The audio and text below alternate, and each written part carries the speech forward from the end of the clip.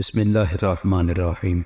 اللہ کے نام سے شروع کرتا ہوں جو نہایت مہربان رحمت والا ہے۔ میں ہوں فیضان اور آپ دیکھ رہے ہیں فیضان وائس۔ آپ سبھی ناظرین کو فیضان وائس چینل میں دل کی عطا گہرائیوں سے خوش آمدید اور خلوص بھرا سلام۔ ناظرین، آج کا ہمارا موضوع ہے بادشاہ کا قیمتی موتی۔ کہا جاتا ہے کہ بادشاہ کا قیمتی موتی گم ہو گیا۔ اس نے اعلان کیا کہ جو اسے ڈھونڈ لائے گا اسے اس انعام سے نوازا جائے گا۔ سارے درباری سردار اور معززین تلاش میں لگ پڑے۔ 2 دن کی جان مار تلاش کے بعد ایک درباری کو وہ موتی مل گیا، جبکہ باقی اپنی تمام تر کوشش کے باوجود ناکام رہے۔ بادشاہ نے ڈھونڈنے والے کو حسب وعدہ تمام انعامات سے نوازا اور اس کی محنت کی تعریف کی۔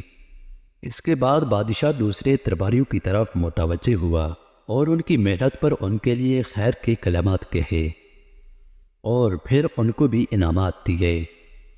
یہ منظر دیکھ کر اس درباری کو جسے وہ موتی ملا تھا کچھ اچھا نہیں لگا اور اس کے چہرے پر کبیدگی کے آثار نظر آنے لگے۔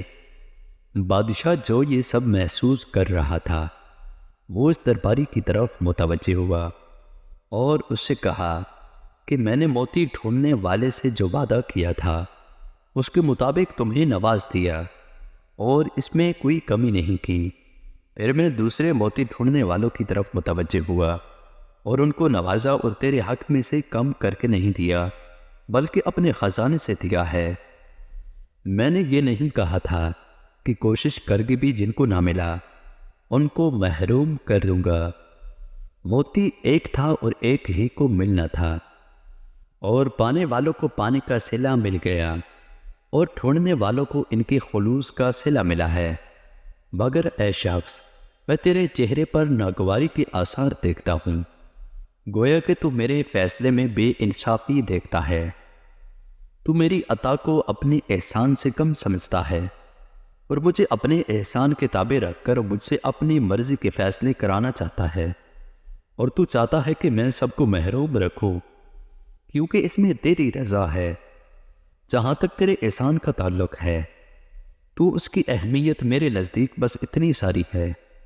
یہ کہہ کر بادشاہ نے موتی کو فرش پر زور سے مارا اور ٹکڑے ٹکڑے کر دیا اور اپنا خطاب جاری رکھا اور کہنے لگا، میرے خزانے ایسے موتیوں سے بھرے پڑے ہیں اور یہ پا کر احسان جتلانے والوں کی نسبت نہ پا کر پچھتاوے کا احساس رکھنے والے مجھے زیادہ عزیز ہیں، کیونکہ پچھتاوا انکساری پیدا کرتا ہے اور احسان تکبر پیدا کرتا ہے، اور کسی بادشاہ کے دربار میں کسی متکبر کی کوئی جگہ نہیں۔